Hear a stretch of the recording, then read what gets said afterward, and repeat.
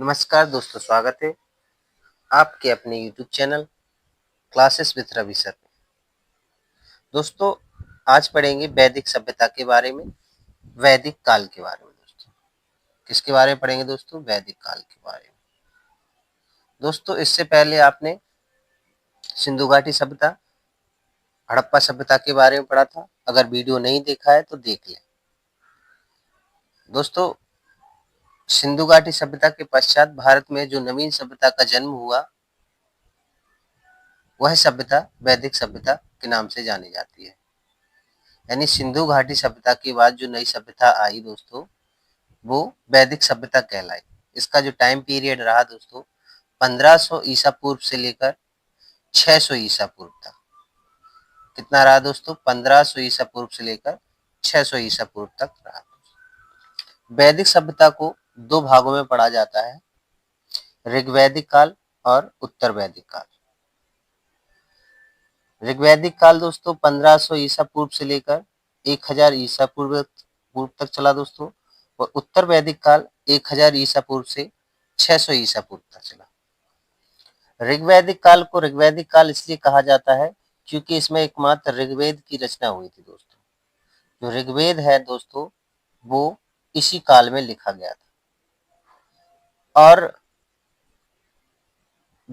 बकाया जो 3 वेद हैं, सामवेद, अर्थवेद और यजुर्वेद, वो तुम्हारे दोस्तों उत्तर वैदिक काल, जो कि 1000 ईसा पूर्व से लेकर 600 ईसा पूर्व तक चला, उसमें लिखे गए थे। दोस्तों, आगे पढ़ेंगे। वैदिक सभ्यता में जो मुख्य बिंदु है दोस्तों, आर्यों का आगमन। इससे भी दोस्तों प्रश्न बनते रहते हैं। वैदिक काल में आर्यों का आगमन भारत में हुआ था। आर्य संस्कृत शब्द है जिसका अर्थ होता है श्रेष्ठ। क्या होता है इसका अर्थ दोस्तों? श्रेष्ठ। कुछ लोग कहते हैं कि आर्य यहाँ से आए हैं, कुछ लोग कहते हैं वहां से आए हैं। तो मैक्स मूलर कहते हैं कि ये जो आर्य हैं वो मध्य एशिया से आए हैं। कहाँ से आए हैं? मध्य एशिया से। मैक्स मूलर कहते हैं कि आर्य कहाँ से आए हैं? मध्य एशिया से। और दयानंद सरस्वती जी कहते हैं कि ये तिब्बत से आए हैं। बाल गंगाधर तिलक का कहना है कि ये उत्तरी ध्रुव से आए हैं। दोस्तों, बाल गंगाधर तिलक का कहना है कि ये कहाँ से आए हैं? उत्तरी ध्रुव से आए हैं। आर्य सर्वप्रथम पंजाब एवं अफगानिस्तान में आकर बसे थे दोस्तों। तो जो आर्य आए हैं दोस्तों, वो सब सर्वप्रथम कहाँ आकर बसे थे दोस्तों? पंजाब एवं अफगानिस्तान में। तो ये आर्यों के आगमन से संबंधित बिंदु हैं दोस्तों। दोस्तों, जो वैदिक सभ्यता है दोस्तों, यह एक ग्रामीण सभ्यता थी। क्या थी दोस्तों? ग्रामीण सभ्यता थी।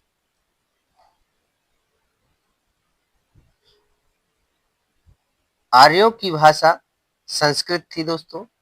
आर्य जो भाषा का प्रयोग करते थे, वो कौन सी भाषा थी दोस्तों? संस्कृत। क्या थी दोस्तों? संस्कृत थी। वेदों की संख्या की बात कही जाए तो दोस्तों, कुल 4 वेद हैं दोस्तों। कितने वेद हैं? 4 वेद। ऋग्वेद, यजुर्वेद, अर्थवेद और सामवेद। तो वेदों की संख्या कितनी है दोस्तों? 4 है।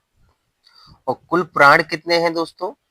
तो पुराणों की संख्या कही जाए तो 18 महापुराण। और उपनिषद की संख्या कही जाए तो दोस्तों, जो उपनिषद हैं वो अपने हैं 108। कितने हैं दोस्तों? 108 उपनिषद 108 हैं, 18 महापुराण हैं और 4 वेद हैं दोस्तों। और वेदांगों की संख्या कही जाए तो वेदांगों की संख्या है 6। कितनी है दोस्तों? 6। शिक्षा दोस्तों, पहला जो वेद है वेदांग है शिक्षा। दूसरा है कल्प। तीसरा व्याकरण, निरुक्त, छंद और ज्योतिष। शिक्षा, कल्प, व्याकरण, निरुक्त, छंद और ज्योतिष। दोस्तों, ये अपने 6 वेदांग हैं दोस्तों। ऋग्वेद में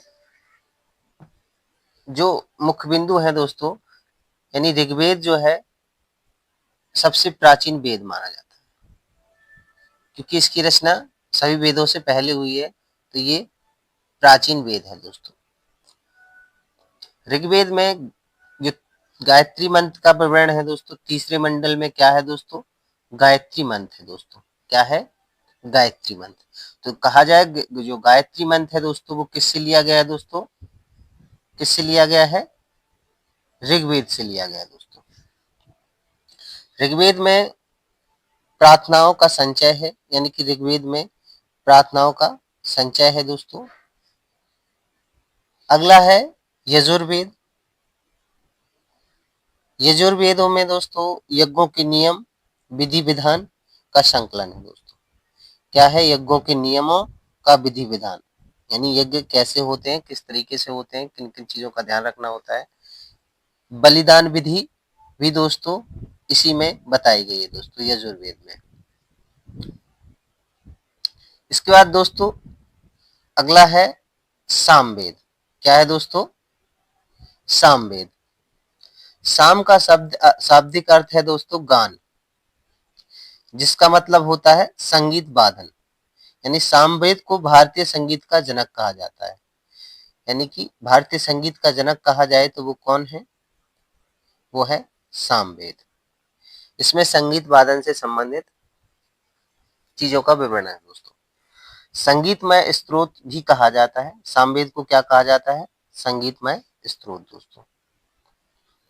आगे बढ़ेंगे, जो अर्थवेद है दोस्तों, ऋषि अर्थों द्वारा लिखा गया है, ऋषि अर्थों द्वारा रचित वेद को अर्थवेद कहेंगे।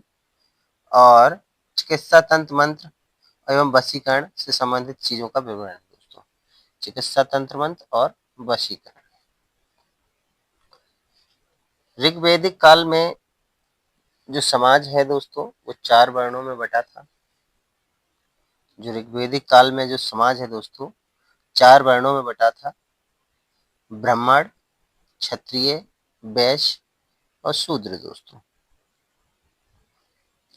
ब्राह्मण का काम होता था यज्ञों से संबंधित, पूजा अर्चना से संबंधित। क्षत्रियों का काम होता था युद्ध से संबंधित दोस्तों। वैश्य व्यापार से संबंधित थे दोस्तों, कृषि से संबंधित थे। और शूद्र मजदूर वर्ग और सेवा के लिए दोस्तों।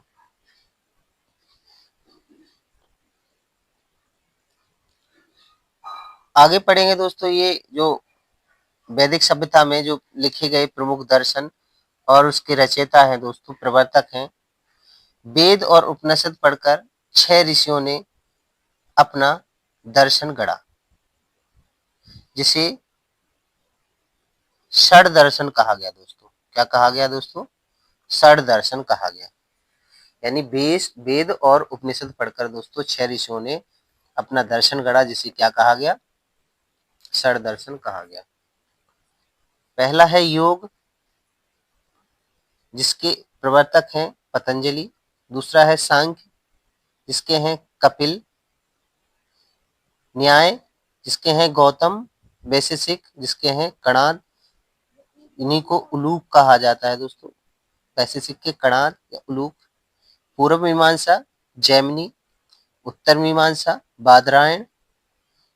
दोस्तों योग के हैं पतंजलि, सांख्य के कपिल, न्याय के गौतम, वैशेषिक के कणाद और पूर्व मीमांसा के जैमिनी और उत्तर मीमांसा के बादरायण दोस्तों। दोस्तों एक और दर्शन है दोस्तों जो चवार्क द्वारा लिखा गया है, उस दर्शन का नाम भी चवार्क है दोस्तों।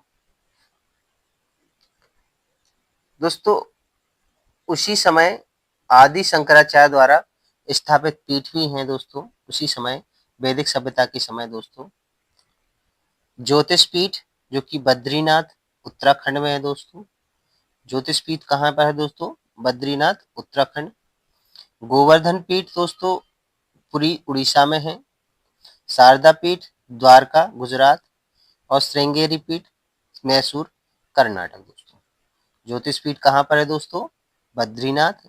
गोवर्धन पीठ पुरी उड़ीसा, शारदा पीठ द्वारका गुजरात और श्रृंगेरी पीठ दोस्तों मैसूर कर्नाटक।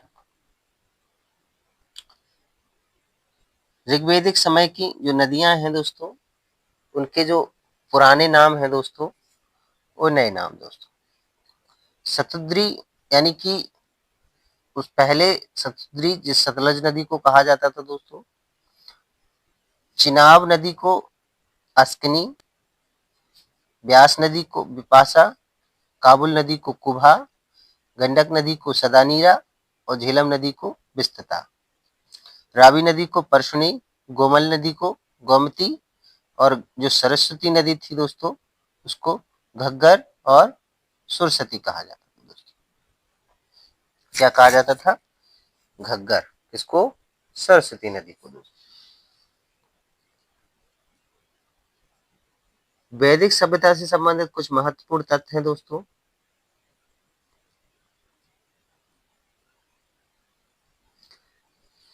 आर्यों का मुख्य व्यवसाय क्या था दोस्तों?